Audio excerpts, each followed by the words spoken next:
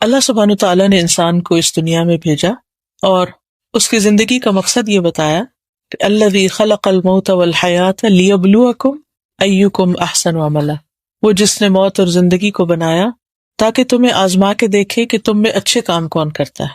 تو ہر شخص کی زندگی میں یہ امتحان بہت بڑا ہے کہ اس سے یہ دیکھا جا رہا ہے کہ وہ کرتا کیا ہے۔ اب یہ امتحان کسی خاص وقت اور کسی خاص موقع کا نہیں، یہ ہر دن کا ہوتا ہے، ہر لمحے کا ہے کہ ہم اپنے وقت کو کس طرح استعمال کرتے ہیں، ہم مختلف سچویشنز میں کس طرح بہیو کرتے ہیں، لوگوں کے ساتھ ہماری ڈیلنگ کیا ہے، اللہ سبحانہ تعالیٰ کے ساتھ ہمارا تعلق کیا ہے، خوشی کے اوقات میں ہم کیا کرتے ہیں، غم کے وقت ہم کیا کرتے ہیں، اور پھر مختلف سچویشنز میں اور خاص طور پر جو مشکل وقت ہوتے ہیں ان سے نکلنے کے لیے یا مشکلات سے نکلنے کے لیے ہم کیا طریقے اور کیا راستے اختیار کرتے ہیں۔ اصل میں زندگی میں اللہ نے ہمیں نعمتیں بھی بہت دے رکھی، لیکن اس کے ساتھ ساتھ کچھ ایسی چیزیں بھی ہیں ہمارے ساتھ کہ اگر انسان کو ان سے بچاؤ کا طریقہ نہ آتا ہو تو انسان کی زندگی برباد ہو جاتی، یہ دنیا کی زندگی بھی مشکل ہو جاتی، اور پھر جب انسان کے اوپر مشکلیں بہت پڑ جائیں اور وہ ان سے نکلنے کا اس کو راستہ نہ آتا ہو تو انسان اپنی آخرت کے لیے بھی کچھ زیادہ نہیں کر سکتا۔ اس لیے نبی صلی اللہ علیہ وسلم نے ایک دعا سکھائی ہے کہ جس میں 8 چیزوں سے بچنے کی بات ہے کہ اے اللہ مجھے ان 8 چیزوں سے نجات دینا، کیونکہ وہ 8 چیزیں زندگی برباد کرنے والی ہیں۔ یہ 8 چیزیں انسان پر حاوی کیسے ہوتی ہیں، اس کی وجہ کیا ہوتی ہے؟ اس کی بنیادی وجہ انسان کی غفلت ہوتی ہے، تو انسان پر ان چیزوں کا اٹیک ہو جاتا ہے، یا پھر انسان کے گناہ ہوتے ہیں، اللہ سبحانہ تعالیٰ کی نافرمانیاں ہوتی ہیں، کیونکہ اللہ تعالیٰ قرآن مجید میں فرماتے ہیں وَمَا أَصَابَكُم مِّن مُّصِيبَةٍ فَبِمَا كَسَبَتْ أَيْدِيكُمْ، تمہیں جو بھی کوئی مصیبت آئی وہ تمہارے اپنے ہاتھوں کی کمائی سے آئی، یعنی اس کے پیچھے انسان کا اپنا بھی کچھ نہ کچھ قصور ہوتا ہے۔ اس لیے بہت ضروری ہے کہ انسان ایک طرف اپنے گناہوں سے بچنے کی کوشش کرے، ان کاموں سے بچنے کی کوشش کرے جو اللہ سبحانہ تعالیٰ کو پسند نہیں، اور دوسری طرف وہ چیزیں بھی اختیار کرے کہ جس سے انسان مشکلات سے نکل سکے۔ یہ دعا اس وقت جو میں آپ کے سامنے پڑھوں گی یہ ہم میں سے ہر ایک کو دن میں کم از کم ایک بار ضرور پڑھنی چاہیے، صبح شام ہو جائے تو بہت اچھا، لیکن اگر آپ اپنے فجر کی نماز کے ساتھ اس کو باندھ لیں تو سارے دن آپ اللہ تعالیٰ کی پناہ میں رہیں۔ اور وہ دعا ہے اللہم انی اعوذ بک من الہم والحزن والعجز والکسل والجبن والبخل وغلبۃ الدین وقہر الرجال، اور یہ پوری 8 چیزیں ہو گئی کہ اے اللہ تو مجھے پناہ دے، میری مدد کر، مجھے بچا کس سے؟ من الہم، ہم کہتے ہیں فکر میں مبتلا ہونے، اللہ مجھے فکر میں پڑنے سے بچا، مختلف چیزوں کی ہم فکر کرتے رہتے ہیں، حزن غم کو کہتے ہیں، اللہ مجھے غم میں جکڑے جانے سے بچا، ایسی سچویشن اور ایسی چیزوں اور ایسے کاموں سے بچا کہ جس کی وجہ سے میں کسی غم اور سیڈنس کا شکار ہوں۔ پھر ہے والعجز، عجز کا معنی ہوتا ہے کم ہمتی، بیکاری، محرومی، انسان کا ڈپرائیو ہونا مختلف نعمتوں سے۔ پھر ہے کسل، کسل کا مطلب ہوتا ہے سستی اور غفلت۔ پھر ہے جبن، اور جبن کا معنی ہوتا ہے بزدل ہونا، خوف، دل کی کمزوری، ہمت کا نہ ہونا، جلد گھبرا جانا۔ پھر ہے بخل، کنجوسی، حرص، لالچ، مال کے بارے میں دل کی تنگی۔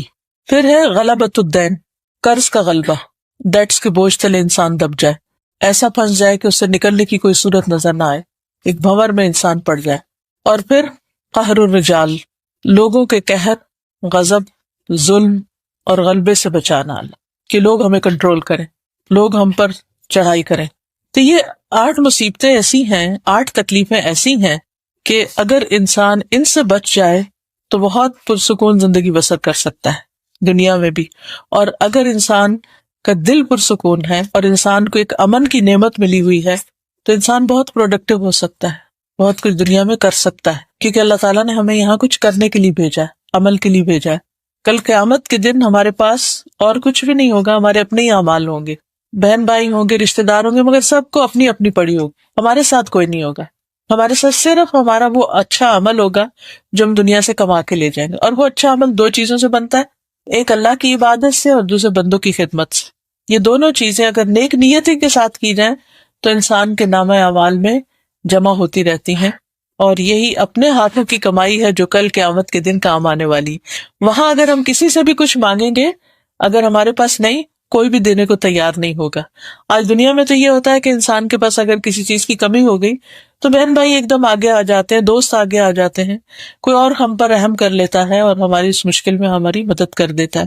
لیکن قیامت کا دن ایسا دن ہے کہ جس دن کوئی بھی کسی کا نہیں ہوگا، کوئی کسی کے کام نہیں آئے گا، کوئی کسی کو فائدہ نہیں پہنچائے گا. اس وقت انسان کے پاس وہی ہوگا جو اس نے خود کیا ہوگا.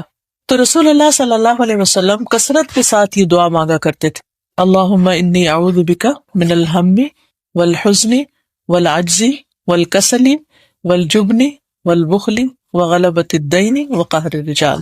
ہم سب جانتے ہیں کہ اللہ کے رسول صلی اللہ علیہ وسلم گناہوں سے پاک تھے، معصوم تھے، محفوظ تھے، اور ان کا تو شیطان بھی مسلمان تھا، وہ بھی ان کو برگلا نہیں سکتا تھا.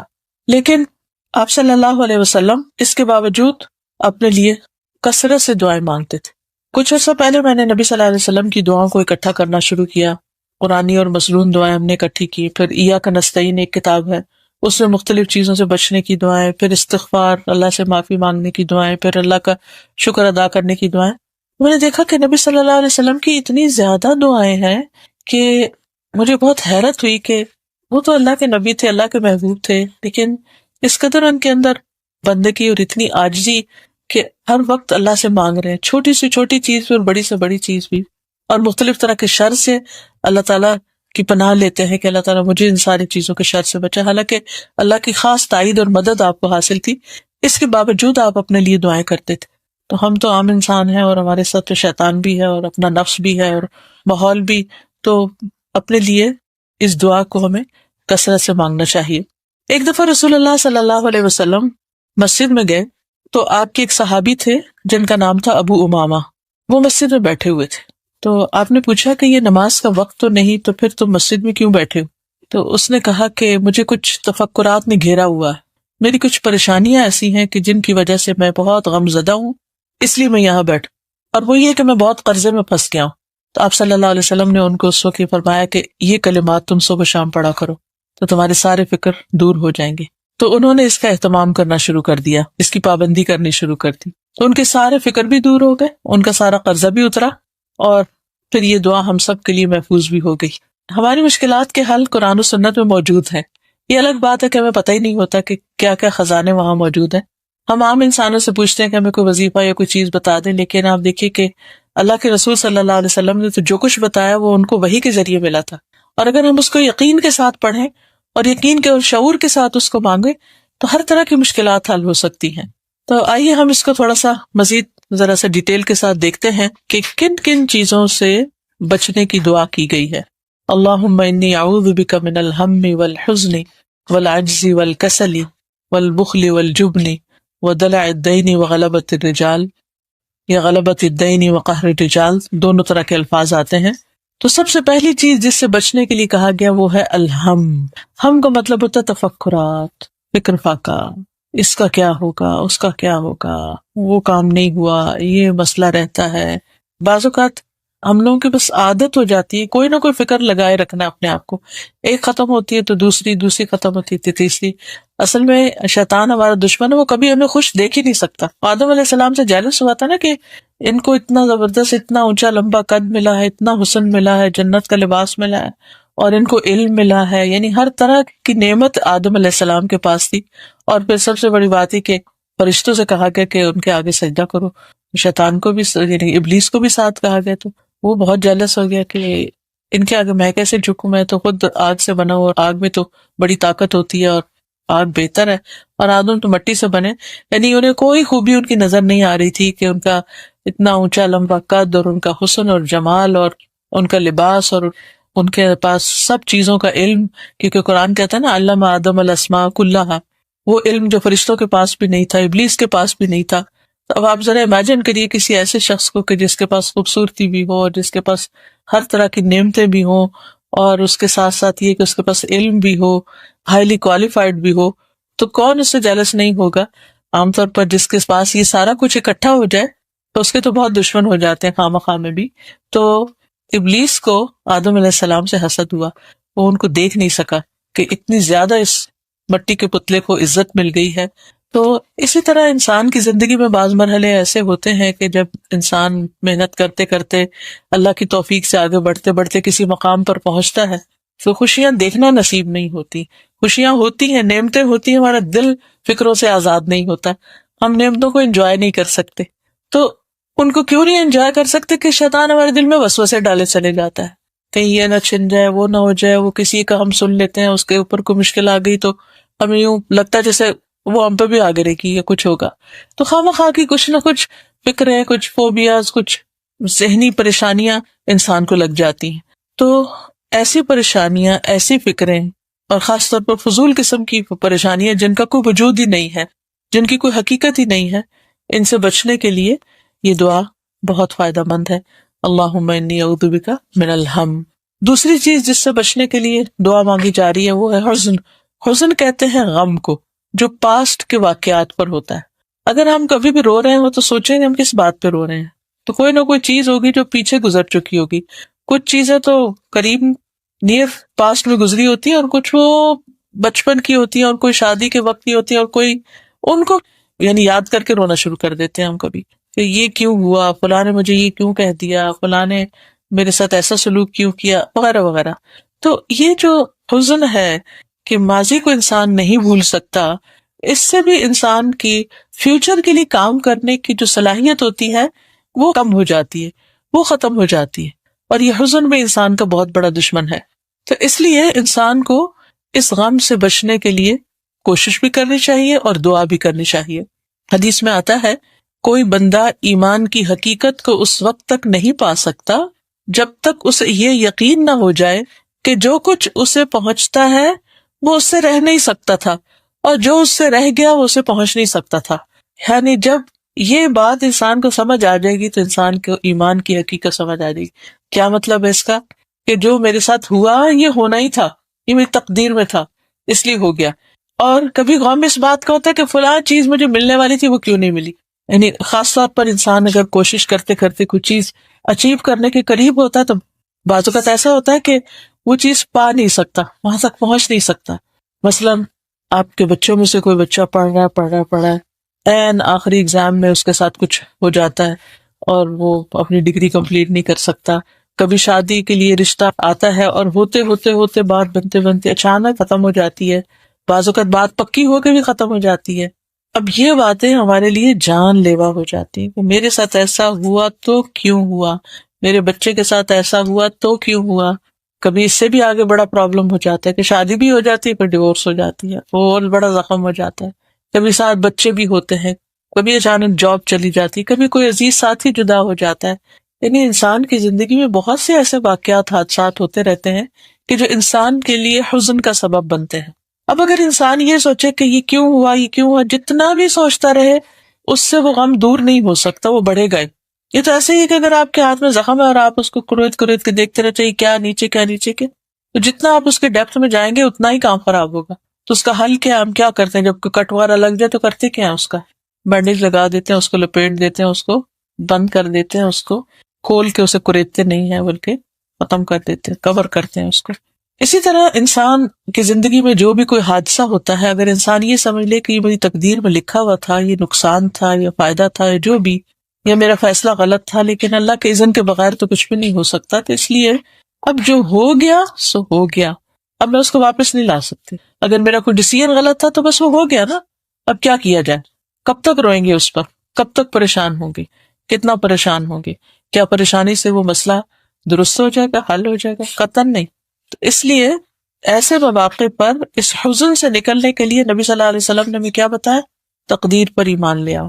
کوئی فائدہ آ رہا تھا نہیں پہنچا تو قسمت میں نہیں تھا، کسی غم سے بچ رہے تھے وہ آ پہنچا، کسی حادثے سے بچ رہے تھے وہ ہو ہی گیا، تقدیر میں تھا، کوشش کی نہیں بچ سکے، اب جو ہونا تھا ہو گیا، اللہ نے ایسے لکھا تھا. اب اس کے اندر بھی کیونکہ ہمارا دین ہمیں بتاتا ہے ان مع العسر یسرا، تنگی کے ساتھ آسانی بھی ہے، اس تنگی میں آسانی کو ڈھونڈو کہ میرے ساتھ اگر میرے زندگی یہ موڑ مڑ گئی ہے تو اب اس میں کیا کیا خوبیاں ہیں، اس میں کیا کیا بھلائیاں ہیں. بعض اوقات اچانک ہم ایک جگہ سے دوسری جگہ پہنچ جاتے ہیں، کبھی اچانک کوئی چیز مل جاتی ہے، کبھی اچانک کوئی چیز چلی جاتی ہے، تو پھر انسان دیکھے کہ اس کے جانے میں کیا فائدہ ہے، کیا خیر ہے. کسی چیز کے آنے میں کیا خیر ہے. کبھی کوئی ناپسندیدہ حالات ایسے آ جاتے ہیں جو ہم نہیں چاہتے، لیکن اس میں بھی کوئی خیر ہوتی ہے جو اللہ تعالیٰ اس کے ذریعے ہمیں کچھ سکھانا چاہتا ہے. عام حالات میں ہماری دعائیں، ہمارا ذکر، ہماری اللہ کی طرف رغبت، ہمارے نوافل کہاں ہوتے ہیں؟ جب سب اچھا ہوتا ہے تو ہماری دعاؤں میں وہ اتنی شدت ہوتی ہی نہیں، سوال ہی پیدا نہیں ہوتا کہ ہم بہت دل لگا کے نماز پڑھ سکیں. لیکن جب کوئی غم کی چوٹ ہوتی ہے یا کوئی دکھ یا تکلیف یا ڈپریویشن ہوتا ہے تو پھر ہماری دعاؤں میں، اللہ کے ذکر میں، عبادت میں ہم کچھ نہ کچھ بہتر ہو ہی جاتے ہیں. تو بہت دن جب بندہ اللہ سے دور ہوتا ہے نا تو اللہ تعالیٰ کو یہ پسند نہیں آتی، کیونکہ اللہ تعالیٰ نے بندے کو اپنے لیے پیدا کیا ہے نا، اپنی عبادت. تو اللہ تعالیٰ نے اچھا نہیں لگتا کہ یہ بندہ مجھ سے دور ہو. ہاں، اب وہ مختلف طریقوں سے، مختلف نعمتیں دے کے، مختلف طریقوں سے بندے کو، یعنی اس کو ہدایت دیتا ہے، سمجھاتا ہے. لیکن جب بندہ بالکل نہیں سمجھتا تو پھر اس کو کسی مشکل میں ڈالتا ہے کہ اچھا اب تو آؤ. تو جو اس وقت پلٹ جاتا ہے تو اس کے لیے فائدہ ہی فائدہ ہے. لیکن یہ کہ ماضی کے غموں پر روتے رہنا اور اس پر پریشان ہونا یہ انسان کے فائدے میں نہیں. اس لیے حزن سے پناہ مانگی جائے. اور واقعات اور حادثات تو ہوتے رہیں گے، لیکن حل یہ کہ ہمیں اپنے آپ کو مضبوط کرنا ہے. اور انسان بڑی کمزور چیز ہے، خود سے مضبوط نہیں ہو سکتا. مضبوط صرف اس وقت ہوتا ہے جب اللہ کا ساتھ ہوتا ہے اس کے ساتھ، جب اللہ کی مدد ہوتی ہے اور اللہ سبحانہ وتعالیٰ کی یاد اور اس کا ذکر اور اس سے محبت وہ انسان کی زندگی میں ہوتی. پھر انسان بڑی سے بڑی چیزوں کے اتنے ٹھنڈے طریقے سے آرام سے گزار دیتا ہے. چوتھی چیز جس کا ذکر حدیث میں آیا اور اس دعا میں آیا ہے وہ ہے الکسل. کسل کا مطلب ہے سستی، یعنی انسان ارادے کا کمزور ہے. کوئی کام کرنا چاہتا ہے، اچھا کرتا ہوں، اچھا کل کر لوں گا، اچھا پھر کروں گا، تو ٹال مٹول ٹال مٹول ٹال مٹول. اور بعض اوقات اچھے اچھے نیکی کے، خیر کے، بھلائی کے کام بالکل چلے جاتے ہیں. اچھا اس میں کچھ یہ بھی ہوتا ہے کہ شیطان انسان کو بلواتا رہتا ہے. آپ ایک کام کرنا چاہتے ہیں، آپ کہتے ہیں بالکل میں ابھی کرتا ہوں، ابھی کرتا ہوں. پھر اتنے میں کوئی اور ڈسٹریکشن بیچ میں آ جاتا ہے اور وہ آپ کے ذہن سے نکل جاتا ہے. پھر اگلے دن یاد آتا ہے، پھر کہتے ہیں ابھی کرتا ہوں، پھر رہ جاتا ہے. اور بعض اوقات بہت ہی ضروری اور خیر اور بھلائی کے کام انسان سے اس وجہ سے، اس نسیان اور سستی کی وجہ سے بالکل چھوٹ ہی جاتے ہیں. تو انسان اللہ تعالیٰ سے ارادے کی مضبوطی مانگے. آدم علیہ السلام نے جو پھل کھا لیا تھا جنت کے اس درخت کا جس سے منع کیا تھا اللہ تعالیٰ نے، اس کے پیچھے بھی ارادے کی کمزوری تھی. شیطان کا کام یہ ہوتا ہے کہ انسان کا ارادہ کمزور کرتا ہے. مثلا آپ نے کوئی صدقہ کرنے کا ارادہ کیا، آپ کہتے ہیں میں بس ابھی جاتا ہوں تو یہ چیز فلاں کو دے. کسی پتہ چلتا ہے کوئی بیمار ہے، کوئی ضرورت مند ہے، تو آپ کہتے ہیں اچھا میں اس کے لیے اتنا کروں. پھر اس کے بعد اور کاموں میں لگ جاتے ہیں، پھر آپ کی نیت بدل جاتی، پھر ارادہ تبدیل ہو جاتا ہے، پھر شیطان دل میں آ کے کوئی اور وسوسہ ڈالتا ہے اور وہ کرنے والا کام رہ ہی جاتا ہے. اسی طرح کئی چیزیں ہوتی ہیں کہ جو ہمارے ارادے کی کمزوری کی وجہ سے یا تو ہم اللہ کی نافرمانی کر بیٹھتے ہیں یا اللہ تعالیٰ کا کوئی حکم ماننے سے رہ جاتا ہے یا کوئی نیکی کی اپرچونٹی جو ہے وہ چلی جاتی ہے. تو اس لیے اس سستی سے بھی پناہ مانگنے کی ضرورت ہے کہ بس جو کام نیکی کا، اچھائی کا جب پتہ چل گیا، موقع آ گیا، سوج گیا تو اٹھیں اور کر ہی ڈالیں. چوتھی چیز جو ہے وہ سستی تھی. اور پانچویں چیز جو ہے وہ جبن ہے. جبن کہتے ہیں بزدلی کو. بزدلی کا کیا مطلب ہے کہ انسان موت سے ڈرتا رہے، ہر وقت اپنی جان بچانے کی فکر ہو اس کو.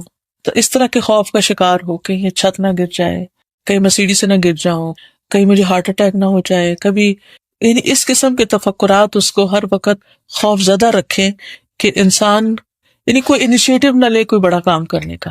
کہ آپ دیکھیے کہ ہر اچھے کام میں رسک فیکٹر ہوتا ہے.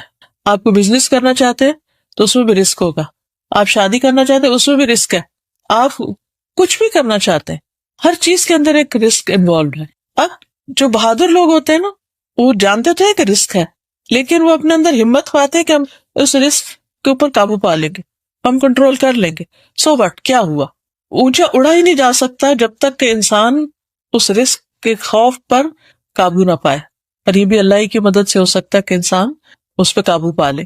تو جب انسان کو ہر وقت اس بات کی فکر ہوتی ہے کہ پتہ نہیں یہاں سے یہ نہ ہو جائے، وہ نہ ہو جائے، اور پھر طرح طرح کے توہمات، سپرسٹیشن، جیسے آج کل سفر کا مہینہ ہے تو آپ دیکھیں لوگوں نے طرح طرح کی توہمات گڑی ہوئی ہیں، کھانے پینے کے معاملے میں، پہننے کے معاملے میں اور اس قسم کی چیزیں.